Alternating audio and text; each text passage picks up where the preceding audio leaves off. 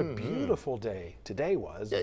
but Yeah, things are going to be changing again. It really was nice today. Temperatures in the 60s. We had also lots of sunshine yesterday. The high was 60 degrees.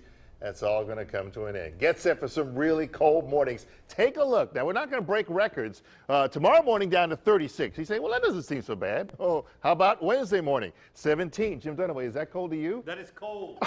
25 degrees on Thursday morning.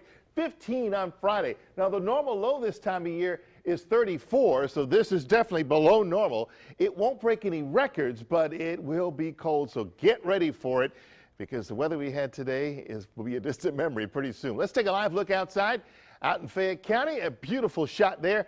The sun is setting, and if you notice, we're able to show you more and more daylight at 5 o'clock. That's the good news. Sunset's getting a little bit later each day, and eventually, winter will come to an end in about 2 months. We still have to get through some pretty cold weather. Now, a couple of weeks ago, we had this big Arctic blast, and everyone was talking about the polar vortex. Of course, it's an area of cold air that circles around the North Pole, and it dipped all the way down into the southeast. I think I'm going to call this polar vortex Junior. We have an area of low pressure sitting and spinning here around Hudson Bay. It's going to periodically allow this cold air to come diving down into the southeast. We're going to have a couple of waves of the cold.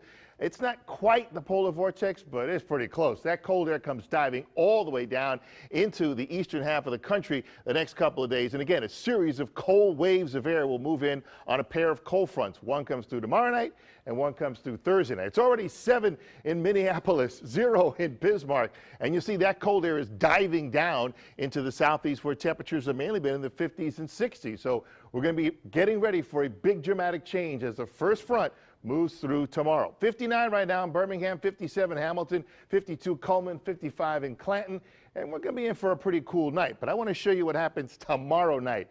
At 6 o'clock, we'll be close to freezing, and by morning, we're waking up into the low 20s, perhaps some teens out there. It's going to be bitterly cold. That's tomorrow night. Will be the first of those 2 freezing cold nights. The best thing we can say about all this cold air is we're not dealing with any threat for rain or snow. The first front coming through right now, moving its way through sections of Iowa, is kicking off a couple of snow showers, a little bit of light rain. But by the time this air gets all the way down to the southeast, it will have dried out significantly. So we may see a few clouds tomorrow, but I think that's really just about it. So overnight tonight, fair, chilly as those clouds begin to move in after midnight. 36 will be our overnight low with mainly west winds. Tomorrow, different story. Very windy, much colder. The high, I put 40 on here, but I think that we may not get out of the 30s tomorrow. It's certainly going to feel that way with gusty northwest winds, 15 to 25 miles an hour. You know, I rate the next day's weather from 1 to 10. It's called the Norman number. Tomorrow, only a 5. And take a look at the rest of the week. 39 for a high on Wednesday after starting out in the teens. 25 for a low on Thursday, and then only getting into the mid-30s by the time we get to Thursday and Friday. So those are going to be the really cold days.